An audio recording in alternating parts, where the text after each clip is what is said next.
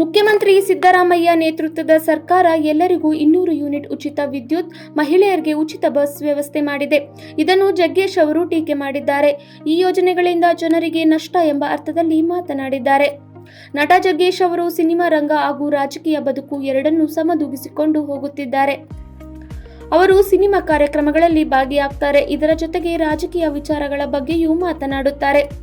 ಈಗ ಲೋಕಸಭೆ ಚುನಾವಣೆ ಸಮೀಪಿಸುತ್ತಿದೆ. ಈ ಸಂದರ್ಭದಲ್ಲಿ ಅವರು ಬಿಜೆಪಿ ಪರ ಪ್ರಚಾರ ನಡೆಸುತ್ತಿದ್ದಾರೆ. ರಾಜ್ಯಸಭಾ ಸದಸ್ಯರಾಗಿರುವ ಜಗ್ಗೇಶ್ ಅವರು ಕಾಂಗ್ರೆಸ್ ಗ್ಯಾರಂಟಿ ಯೋಜನೆಗಳನ್ನು ಟೀಕಿಸಿದ್ದಾರೆ. ಅಧಿಕಾರಕ್ಕೆ ಬಂದರೆ ಮಹಿಳೆಯರಿಗೆ ಉಚಿತ ಬಸ್, ಎಲ್ಲರಿಗೂ ಉಚಿತ ವಿದ್ಯುತ್ ಸೇರಿ 5 ಗ್ಯಾರಂಟಿಗಳನ್ನು ನೀಡುವುದಾಗಿ ಕಾಂಗ್ರೆಸ್ ಹೇಳಿತ್ತು. ಕುರಿ ಬಲಿ ಕೊಡುವ ಮೊದಲು ಮೆರವಣಿಗೆ ಮಾಡುತ್ತಾರೆ. ಅರೆಕೆ ಕುರಿಗೆ ಹಾರ ಹಾಕಿ ಮೆರವಣಿಗೆ ಮಾಡಲಾಗುತ್ತೆ. ಈ ಹಾರಗಳೇ ಗ್ಯಾರಂಟಿಗಳು. ಮತದಾರರನ್ನು ಬಲಿ ಹಾಕಲು ಗ್ಯಾರಂಟಿ ನೀಡಲಾಗಿದೆ.